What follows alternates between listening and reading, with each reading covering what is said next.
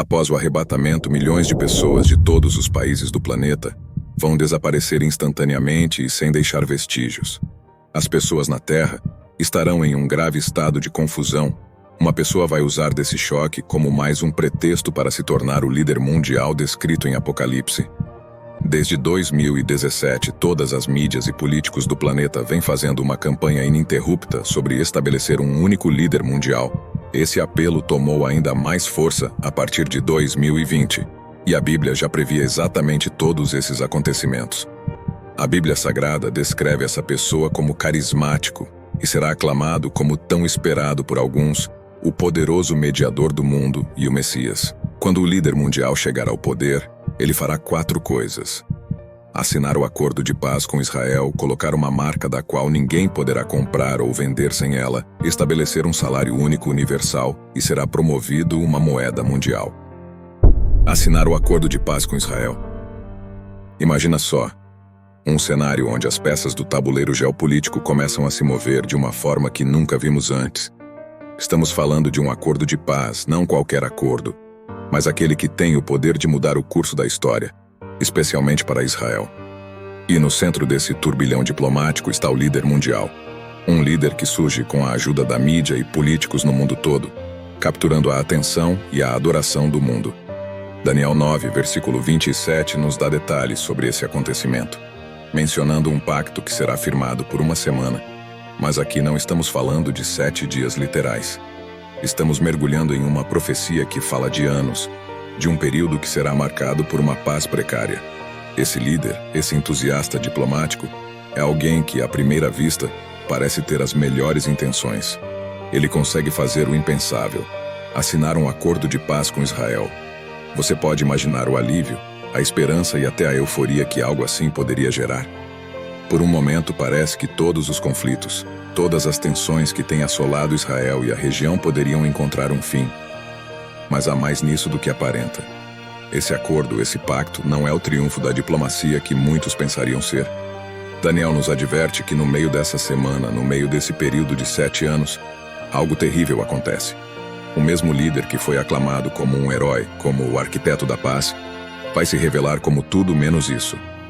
A abominação da desolação, um ato que profana o sagrado e revela a verdadeira natureza desse líder, é colocada em prática, rasgando o véu de paz e mostrando as intenções sinistras por trás dela.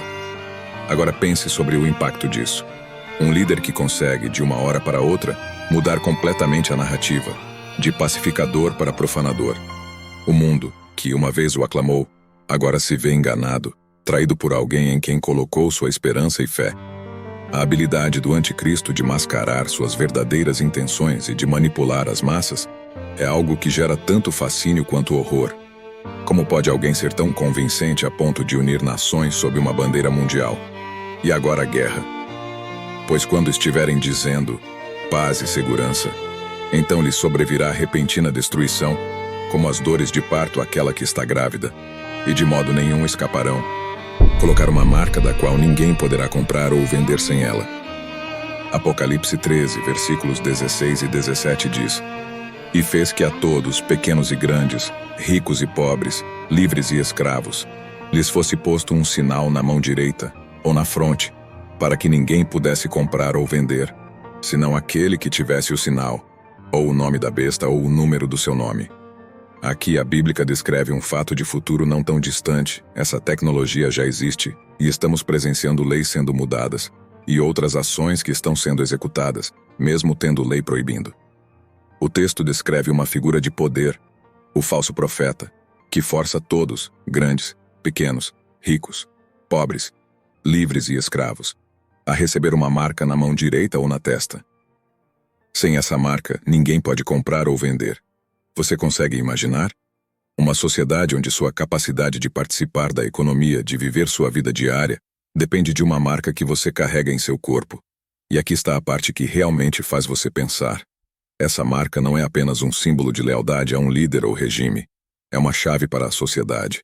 Sem ela, a pessoa estará fora, incapaz de comprar o pão de cada dia, incapaz de vender suas mercadorias, basicamente excluído da economia. Agora liga isso com a ideia de cartões de identificação biométricos. A ONU, uma organização com alcance global, propondo um sistema onde cada indivíduo no planeta teria que ser identificado biometricamente até 2030. Parece prático, moderno, seguro, certo? Mas também é claramente o prelúdio para a marca descrita em Apocalipse. Pense nas implicações. Num mundo cada vez mais conectado digitalmente, onde a privacidade é uma moeda em constante desvalorização, a ideia de cartões de identificação biométricos globais levanta todo tipo de bandeiras vermelhas. O que torna isso ainda mais curioso é como essas ideias, que pareciam pura ficção científica ou teoria da conspiração há algumas décadas, estão agora no reino do plausível, até do esperado. Vivemos em uma era de avanços tecnológicos exponenciais, onde a ideia de um sistema de identificação biométrica global não é apenas possível, é tecnicamente viável. Esse movimento em direção a um sistema unificado de identificação, com toda a sua conveniência e segurança, carrega consigo a perda de autonomia individual. O que acontece quando você não pode optar por sair? O que acontece quando a sua participação na sociedade depende da sua conformidade com um sistema que tem o poder de rastrear cada movimento seu, cada transação? Apocalipse 13, versículos 16 e 17. E a proposta da ONU para cartões de identificação biométricos de cada indivíduo até 2030 são um lembrete de que as linhas entre profecia, possibilidade e realidade política estão se tornando cada vez mais claras. Estabelecer um salário único universal. Atualmente muito se fala em todo o mundo sobre termos um salário único universal. Estão falando isso de forma constante nas mídias sociais, fóruns globais e jornais. Há 2000 anos atrás, a Bíblia Sagrada já previa esse acontecimento. A Bíblia fala que este evento em ter uma moeda única acontecerá no período que ela chama de Grande Tribulação. O versículo está em Apocalipse 6, versículo 6, da qual diz: Então ouvi o que parecia uma voz grave, vinda dentre os 4 seres viventes, exclamando: 1 quilo de trigo por 1 dinheiro e 3 quilos de cevada também por 1 dinheiro, mas não destruas o azeite e o vinho. O 4º selo. Vamos explorar camada a camada dessa passagem bíblica. A referência ao denário, uma moeda romana antiga, e as quantidades específicas de trigo e cevada, lança luz sobre a interpretação econômica. Muitos estudiosos conectam esses elementos à ideia de inflação e escassez de alimentos. No entanto, a misteriosa instrução de não prejudicar o azeite e o vinho adiciona complexidade ao cenário, sugerindo camadas mais profundas de significado. O denário era uma moeda de prata romana equivalente ao salário médio de um dia de alguém assalariado. Depois de combinar com cada trabalhador o pagamento de 1 denário pelo dia, os enviou ao campo das videiras. Mateus 20, versículo 2. Já o trigo que faz o pão por peso significa escassez. O profeta Ezequiel fala que Deus iria tirar o suprimento de alimento em Jerusalém, e com desespero comeriam o alimento por peso, e em meio à grande aflição saciariam sua sede mediante quantidade de água racionada, assim como está em Apocalipse 6, verso 6, tendo que pesar o alimento. Nessa única moeda global, cada pessoa será capaz de obter um simples alimento por seu trabalho diário. Com certeza não dará ou não terá proteína suficiente. Está tendo uma campanha global para diminuir a quantidade de proteína animal no mundo. Todas essas ações, a Bíblia apontava há séculos.